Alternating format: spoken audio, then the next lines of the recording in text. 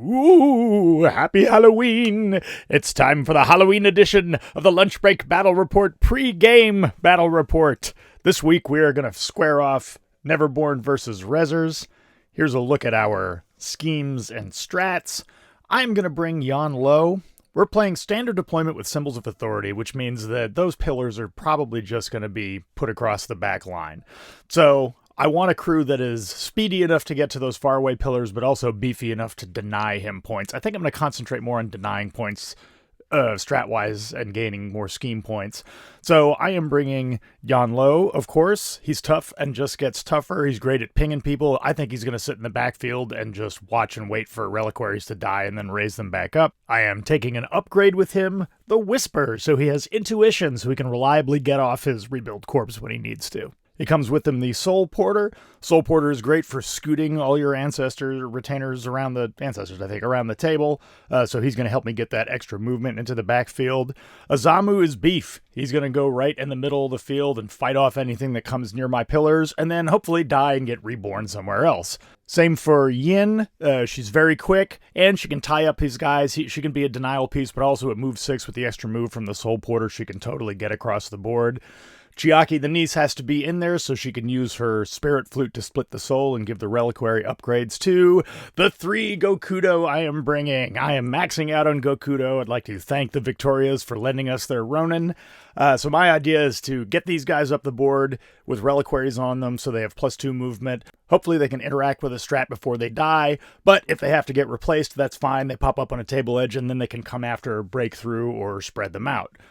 So I'm looking at choosing either breakthrough or spread them out, and then we'll see, depending on what he chooses, if I go for assassinate or vendetta. Probably not claim jump, but we'll see. All right, let's see what my opponent's bringing. Hey, Malifaux nerds, it's Matt here. We're going to go into my pregame battle report. This week I chose Zoraida. She is a very controlling master. She allows you to sort of manipulate your opponent's models, which is always really handy.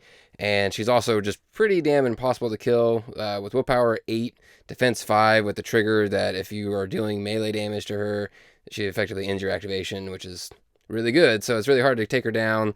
I also chose McTavish. He is a model that I don't really see much of a weakness, honestly. He's pretty solid all through and through. He gets a free move at the beginning of the turn. He can shoot into combat without penalty. He's got a nice range, 14 inches, and then his gator is a pretty stout little guy as well. As well as the smoke screen, which is kind of one of those things that I just kind of do because there's no other zero cost effect that he can do. But just getting out terrain is just really nice because some of the models in this crew benefit from terrain being out there, so it's just kind of an extra little bonus. Next, I chose Bad Juju. He's a model that I hadn't really tried I haven't tried him in M3, we'll put it that way. And he is kind of an interesting model. He's pretty hard to kill, obviously, because of the demise effect. He can keep coming back. He's got hard to wound. He's got regen, so he's pretty stout. He's kind of limited in his other abilities, though. He's kind of a damage output guy. I mean, he can do some damage, but nothing too extreme. But he's just a pretty solid guy to have on your crew and can kind of just gum up the board where you want him to be. Next, I chose an Adzi. This is a model that I love the model itself. It's got a couple of different effects that are kind of in line with the rest of the crew. It's got a lure. It's got that ambush, or that effect if you're in terrain, you get the free move.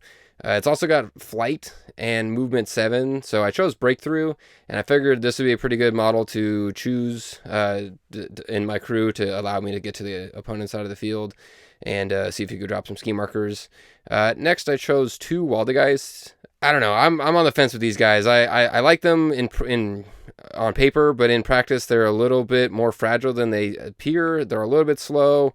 So we'll kind of see how I like them in the future, but for this battle report I chose 2. And then the last model I chose was 1 Solurid, as well as the breakthrough. They're pretty solid in that capacity, and they're just kind of tough to pin down, especially when you actually remember the butterfly jump, which I forgot in the last battle report.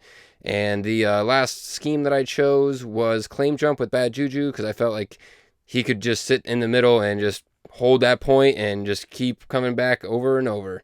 So that's who I chose and why I chose it, and thanks for listening.